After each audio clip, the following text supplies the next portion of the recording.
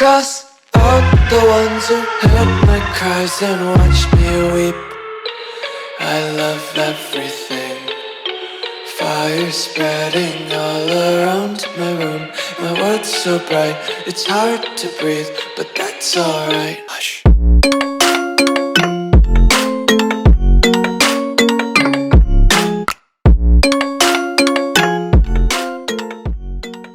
നമസ്കാരം, ടെക്കമലയാളത്തിലേക്ക് എല്ലാവർക്കും സ്വാഗതം.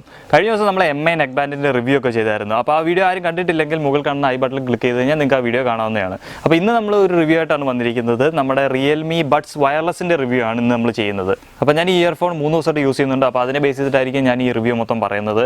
അപ്പോൾ ഈ സാധനം യൂസ് ചെയ്തപ്പോൾ കുറേ നല്ല കാര്യങ്ങൾ എനിക്ക് ഫീൽ ചെയ്തു. അതേപോലെ തന്നെ കുറച്ച് ഡീമെറിറ്റ്സും ഞാൻ ഈ ഒരു പ്രോഡക്റ്റിൽ കണ്ടിട്ടുണ്ട്. അപ്പം അതൊക്കെ ആയിരിക്കും നമ്മൾ ഈ വീഡിയോയിൽ മൊത്തം പറയുന്നത്. അപ്പോൾ ഇനി നമുക്ക് നമ്മുടെ പ്രോഡക്റ്റ് നോക്കാം. ഇതാണ് നമ്മുടെ Realme Buds Wirelessൻ്റെ പാക്കേജ്. നല്ലൊരു സ്റ്റാൻഡേർഡും പ്രീമിയമായിട്ടുള്ള ലുക്കിലാണ് ഒരു പാക്കേജ് കൊടുത്തിരിക്കുന്നത്. യെല്ലോ വൈറ്റ് കോമ്പിനേഷനാണ് പാക്കേജിന് വന്നിരിക്കുന്നത്. ഇനി നമുക്ക് നമ്മുടെ പ്രോഡക്റ്റ് ഒന്ന് അൺബോക്സ് ചെയ്ത് നോക്കാം. അൺബോക്സ് ചെയ്യുമ്പോൾ തന്നെ നമുക്ക് ആദ്യമായിട്ട് കാണാൻ പറ്റുന്ന Realme Buds Wireless ആണ്. ഇനി ഇതിനകത്ത് എന്തൊക്കെയാണ് ആക്സസറീസ് വന്നിട്ടുള്ളത് നോക്കാം. അത് തൊട്ട് താഴെയായിട്ടാണ് നമുക്ക് ആക്സസറീസ് കാണാൻ പറ്റുന്നത്. ഒരു ബോക്സിലാണ് ആക്സസറീസ് വന്നിരിക്കുന്നത്. റിയൽമിയുടെ ഒരു യൂസർ മാനുവൽ ഉണ്ട്, ഒരു ചാർജിങ് കേബിൾ വന്നിട്ടുണ്ട്, കുറച്ച് ഇയർബഡ്സും വന്നിട്ടുണ്ട്. ഇത് നമ്മുടെ ചെവിയുടെ സൈസ് അനുസരിച്ച് നമുക്ക് യൂസ് ചെയ്യാവുന്നതാണ്. അപ്പോൾ ഇനി നമുക്ക് നമ്മുടെ മെയിൻ പ്രോഡക്റ്റ് ഒന്ന് എടുത്ത് നോക്കാം.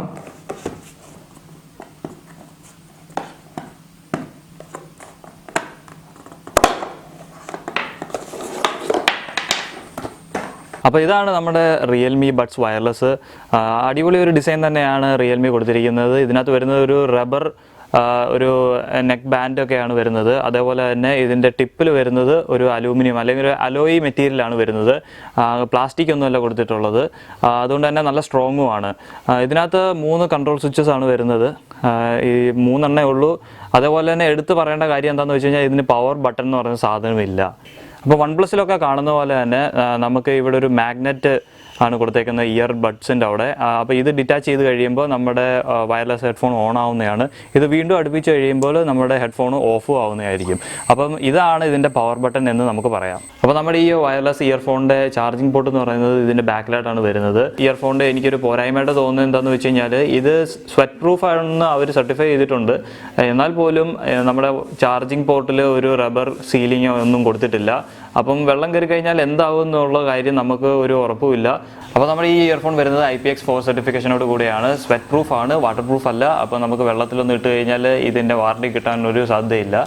നമ്മുടെ ഈ പ്രോഡക്റ്റിന് 6 മാസത്തെ വാറണ്ടിയാണ് കമ്പനി പ്രൊവൈഡ് ചെയ്യുന്നത്. അത് നമ്മൾ ചെറിയ ഡാമേജ് ഒക്കെ വരുവാണെങ്കിൽ മാത്രമേ ആ ഒരു വാറണ്ടി വാലിഡ് ഉള്ളൂ. അപ്പോൾ നമുക്ക് ഈ ഇയർഫോണിൻ്റെ പവറിനെ പറ്റി പറയാം. ഇതിനകത്ത് വരുന്നത് 110 mAh ബാറ്ററിയാണ് വരുന്നത്. അതുകൊണ്ട് തന്നെ 12 മണിക്കൂറിൻ്റെ ഒരു പ്ലേ ബാക്ക് കിട്ടുമെന്നാണ് കമ്പനി പറയുന്നത്. നമുക്ക് 12 മണിക്കൂറിൻ്റെ പ്ലേ ബാക്ക് കിട്ടി. പക്ഷേ നമ്മൾ ഒരു 50% വോളിയത്തിൽ വെച്ചപ്പോൾ മാത്രമാണെന്നേ ഉള്ളൂ.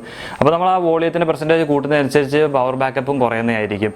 അതേപോലെ തന്നെ ഈ ഒരു ഇയർഫോൺ ഫാസ്റ്റ് ചാർജിങ്ങും കൂടി സപ്പോർട്ട് ചെയ്യുന്നുണ്ട്. അതുകൊണ്ട് ഒരു 10 മിനിറ്റ് നമ്മൾ ചാർജ് ചെയ്യുക, നമ്മുടെ ഇയർഫോൺ ചാർജ് ചെയ്യുകയാണെങ്കിൽ നമുക്ക് ഒരു 100 മിനിറ്റിൻ്റെ പ്ലേ ബാക്ക് ടൈമും കിട്ടുന്നതാണ്. അപ്പോൾ നമുക്ക് ഈ ഡിവൈസ് ഒന്ന് കണക്ട് ചെയ്ത് നോക്കാം നമ്മുടെ ഫോണുമായിട്ട്. അതിനായിട്ട് നമ്മുടെ ഇയർഫോണിൻ്റെ ബഡ്സുകൾ തമ്മിലൊന്ന് ഡിറ്റാച്ച് ചെയ്താൽ മതി. ഇപ്പോൾ ഡിറ്റാച്ച് ചെയ്യുമ്പോൾ നമ്മുടെ ബ്ലൂടൂത്തിൻ്റെ ഓപ്ഷൻ്റെ അവിടെ നമ്മുടെ ഡിവൈസ് കണക്റ്റായിട്ട് കാണിക്കുന്നുണ്ട്. അപ്പോൾ ഇത് നമുക്ക് ടേൺ ഓഫ് ചെയ്യാനായിട്ട് വീണ്ടും നമ്മുടെ ഈ ഇയർബഡ്സ് തമ്മിൽ അറ്റാച്ച് ചെയ്താൽ മതി. ഇപ്പോൾ നമ്മുടെ ഡിവൈസിൻ്റെ പേര് അവിടെ ഇല്ല.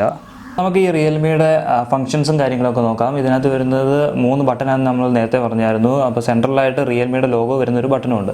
അപ്പോൾ നമുക്ക് ഒരു മ്യൂസിക് പ്ലെയർ എടുത്തു കഴിഞ്ഞാൽ എങ്ങനെ മ്യൂസിക് പ്ലേ ചെയ്യാമെന്ന് നോക്കാം.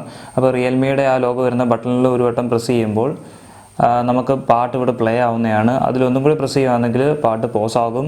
ആ സെയിം ബട്ടൺ തന്നെയാണ് നമ്മൾ കോൾ അറ്റൻഡ് ചെയ്യാനും കോൾ എൻഡ് ചെയ്യാനും യൂസ് ചെയ്യുന്നത്. റിയൽമി ലോഗോ 2 വട്ടം ക്ലിക്ക് ചെയ്യുകയാണെങ്കിൽ നമുക്ക് നെക്സ്റ്റ് സോങ് പ്ലേ ആവുന്നതാണ്.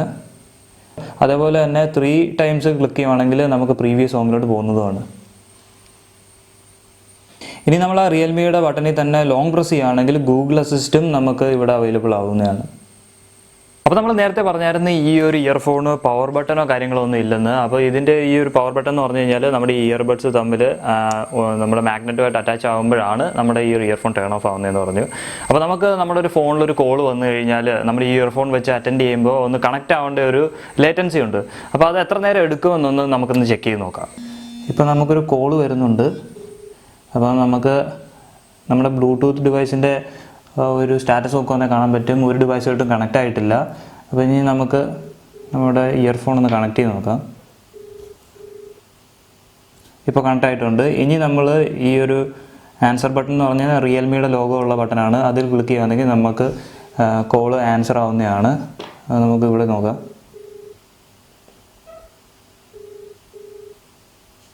ഇപ്പോൾ ആൻസർ ആയിട്ടുണ്ട്.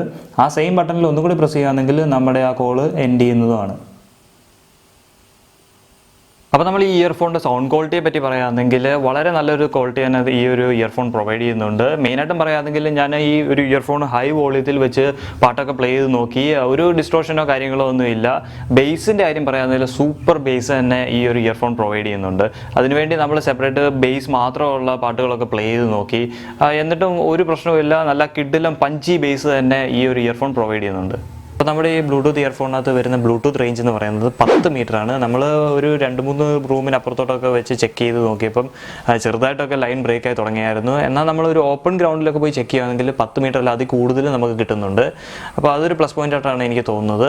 ഇനി നമുക്ക് പ്രൈസിൻ്റെ കാര്യം നോക്കാം. റിയൽമി വരുന്നത് 1799 രൂപയാണ്. ഇനി നമുക്ക് ഈ ഇയർഫോണിൻ്റെ പോരായ്മകളൊക്കെ നോക്കാം. ഞാൻ ഈ ഇയർഫോൺ യൂസ് ചെയ്തതിന് ശേഷം 3 പോരായ്മകളാണ് എനിക്ക് തോന്നിയത്. ഒന്നാമതായിട്ട് ഇതിൻ്റെ ചാർജിങ് പോർട്ട് വരുന്നിടത്ത് റബ്ബർ സീലോ കാര്യങ്ങളോ ഒന്നും ഇല്ല. അതുകൊണ്ട് തന്നെ വെള്ളം കയറാനുള്ള സാധ്യതയുണ്ട്. രണ്ടാമതായിട്ട് നോക്കുകയാണെങ്കിൽ ഈ ഇയർഫോൺ വരുന്നത് മഞ്ഞ കളറിലാണ്, വയറ് വരുന്നത് മഞ്ഞ കളറിലാണ്. അതുകൊണ്ട് അഴുക്ക് പറ്റിക്കഴിഞ്ഞാൽ പെട്ടെന്ന് അറിയാനുള്ള സാധ്യതയുണ്ട്. കമ്പനി മറ്റൊരു കളറൊന്നും ഇറക്കാത്തത് കൊണ്ട് തന്നെ നമ്മൾ ഇയർഫോൺ മേടിക്കുകയാണെങ്കിൽ മഞ്ഞ കളറിൽ മാത്രമേ നമുക്ക് കിട്ടത്തുള്ളൂ. മൂന്നാമതായിട്ട് നോക്കുകയാണെങ്കിൽ ഇതിന് പവർ ബട്ടണോ കാര്യങ്ങളോ ഒന്നുമില്ല. അപ്പോൾ അതുകൊണ്ട് തന്നെ നമുക്ക് ഈ ഒരു ഇയർഫോൺ ടേൺ ഓൺ ചെയ്യണമെങ്കിൽ നമ്മുടെ ഇയർബഡ്സ് നേരത്തെ പറഞ്ഞ പോലെ തന്നെ ഡിറ്റാച്ച് ചെയ്യുകയും അറ്റാച്ച് ചെയ്യുകയാണ് ചെയ്യേണ്ടത്. പവർ ബട്ടൺ ഇല്ലാത്ത വലിയൊരു പ്രശ്നമല്ല, എന്നാലും ഒരു ചെറിയ പ്രശ്നമായിട്ട് എനിക്ക് ഫീൽ ചെയ്തു. അപ്പോൾ നിങ്ങൾക്ക് ഈ പ്രോഡക്റ്റ് ഇഷ്ടമായെങ്കിൽ പർച്ചേസ് ചെയ്യാനുള്ള ലിങ്ക് നമ്മുടെ ഡിസ്ക്രിപ്ഷനിൽ കൊടുത്തിട്ടുണ്ട്.